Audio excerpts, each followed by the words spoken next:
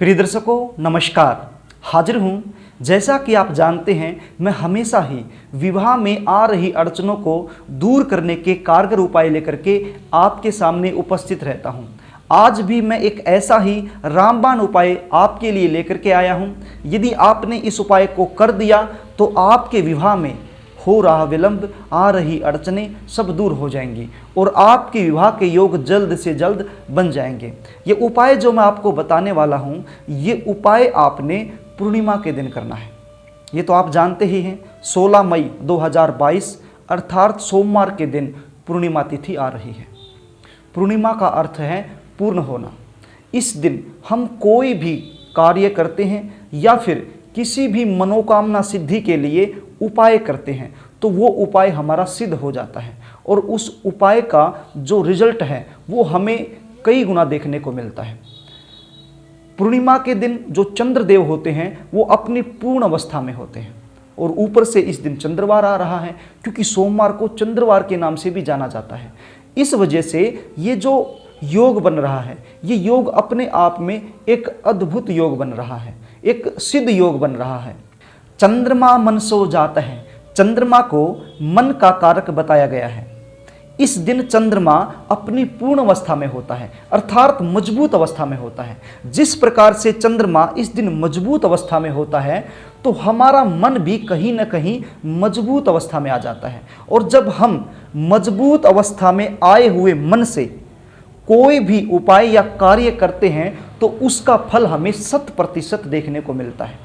तो प्रिय दर्शकों, यदि आपके विवाह में विलंब हो रहा है, लगातार देरी हो रही है, रिश्ते आते हैं लेकिन बात नहीं बन पाती है, एंड में जाकर के बात बिगड़ जाती है, या फिर आपकी उम्र इतनी हो चुकी है कि रिश्ते आना ही बंद हो गए हैं, या फिर आपका रिश्ता फिक्स हो गया है और उसके बाद टूट गया है, या आपकी शादी टूट गई है, आप तलाकशुदा हैं, तो भी ये उपाय आप कर सकते हैं। आपकी उम्र 27 हो सकती है, 28 हो सकती है, आप 30 के हो सकते हैं, आप 35 के हो सकते हैं। यदि आपकी उम्र 40 भी हो चुकी है तो भी ये उपाय आप कर सकते हैं।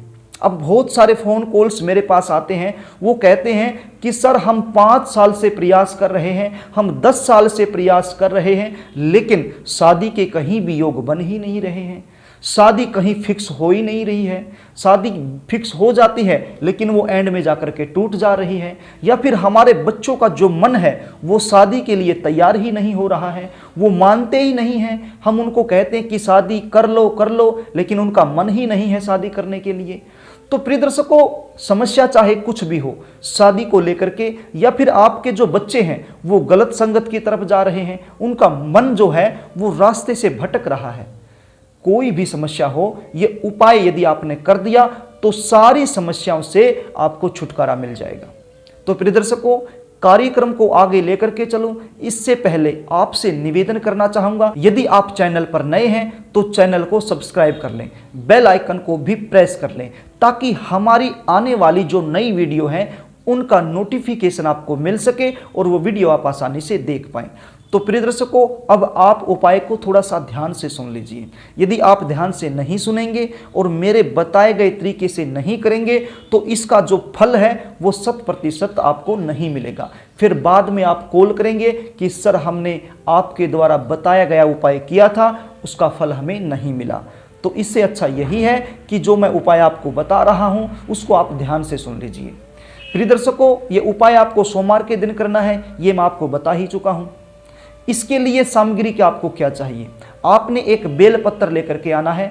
ये बेल पत्र आपने रविवार के दिन ही ले आना है, क्योंकि सोमवार के दिन बेल पत्र नहीं तोड़ा जाता है, इसलिए आप रविवार के दिन ही एक बेल पत्र ले आएं और एक गीले कपड़े में इसको लपेट करके रख दीजिए ताकि ये सूखने न पाए। सुबह उठ करके आपने ये बेलपत्र लेना है और एक चावल का दाना लेना है, सिर्फ एक ही चावल का दाना लेना है, और चावल का दाना साबुत होना चाहिए, टूटा हुआ नहीं होना चाहिए। और जो बेलपत्र आप ले रहे हैं वो भी साबुत होना चाहिए, किसी भी प्रकार का उसमें छेद नहीं होना चाहिए। ये लेकर के आप शिव मंदिर में आप चले जाइए। ये उपाय आप यदि सुबह के समय करना चाहते हैं तो 11 बजे से पहले पहले ये उपाय आप कर दीजिए। यदि आप सुबह के समय नहीं कर पाते हैं तो शाम के समय यदि करना चाहते हैं तो शाम के समय आप ये 4 बजे के बाद कर सकते हैं। ये बेलपत्र और ये चावल का दाना आप लेकर के शिव मंदिर में चले जाइए। शिव मंदिर में जाकर के सबसे पहले एक कलश से शिव भगवान को शुद्ध जल से स्नान करवा दीजिए। उसके बाद ये जो चावल है ये आपने शिवलिंग के ऊपर रख देना है और उसके बाद ये जो बेलपत्र है इस बेलपत्र पर चंदन के साथ ओम लिखना है। चंदन के साथ ओम लिखना है। शिव मंदिर में आपको चंदन आराम से मिल जाएगा, तो चंदन के साथ ओम लिखना है और ये बेलपत्र उस चावल के दाने के ऊपर ही रख देना है। ये जैसे पिंडी हो गई, इसके ऊपर आपने रख देना है। पहले चावल का दाना रख दीजिए, उसके बाद ओम लिख करके इसको ऐसे रख दीजिए। ये रखने के बाद आपने अब शिव भगवान का अभिषेक करवाना है।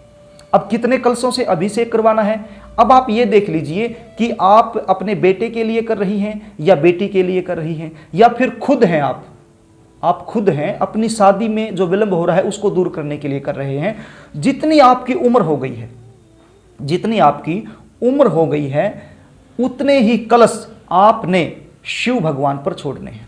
अब मान लीजिए आपकी उम्र 30 साल की हो चुकी है और 31वें में आप चल रहे हैं, या फिर आपकी उम्र 29 ईयर हो चुकी है और 30 में आप चल रहे हैं, तो जिस साल में आप चल रहे हैं उतने ही कलश शिव भगवान पर आपने चढ़ाने हैं।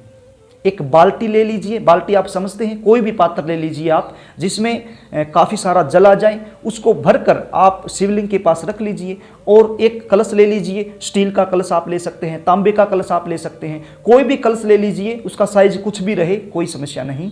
तो उस जो आपने बाल्टी रखी है उसमें जो जल लिया है उसमें थोड़ा सा गंगा जल भी आप डाल लीजिए और उसके साथ जितनी आपकी उम्र, जिस साल में आप चल रहे हैं उतने ही कलश शिव भगवान पर छोड़ने हैं और मन ही मन जाप करना है पंचाक्षर मंत्र का। अब पंचाक्षर मंत्र कौन सा? नमः शिवाय, नमः शिवाय, नमः शिवाय का जाप करना है। तो प्रिय दर्शकों, ये उपाय करने के बाद वहीं पर हाथ जोड़ करके खड़ा होना है और चंद्रमौली भगवान का आपने ध्यान करना है, क्योंकि शंकर भगवान का एक नाम चंद्रमौली भगवान है। तो हे चंद्रमौली भगवान, मेरे बच्चों की शादी में जो विलंब हो रहा है, जो देरी आ रही हैं, जो अड़चनें चल रही हैं, वो सब दूर हो जाए। बस ऐसी प्रार्थना आपने करनी है और अपने घर को चले आना है। तो प्रिय दर्शकों, ये बड़ा ही आसान उपाय है लेकिन कारगर उपाय है। यदि आपने पूर्णिमा के दिन इसको कर दिया तो चाहे कितनी भी बड़ी समस्या क्यों ना हो, विवाह को लेकर के वो सब दूर हो जाएगी और जल्द से जल्द विवाह के योग बन जाएंगे। तो प्रिय दर्शकों, मैंने बड़े ही आसान तरीके से आपको समझाने की कोशिश की है, बताने की कोशिश की है। आशा भी करता हूं कि आपको सारी बातें समझ में आ गई होंगी। यदि फिर भी कोई बातें समझ में ना आए तो कमेंट बॉक्स के सहारे आप मुझसे पूछ सकते हैं। यदि आप अपनी जन्म कुंडली का सटीक विश्लेषण मुझसे करवाना चाहते हैं तो फिर आप स्क्रीन पर दिए गए नंबरों से आप मुझसे संपर्क कर सकते हैं, या फिर अपनी date of birth, birth time, birth place screen पर दिए गए व्हाट्सएप नंबर पर आप कर सकते हैं। आपकी जन्म कुंडली का सटीक विश्लेषण करने की मैं पूरी कोशिश करूंगा। तो प्रिय दर्शकों, आज के लिए बस इतना ही। कल फिर मिलेंगे, तब तक के लिए नमस्कार।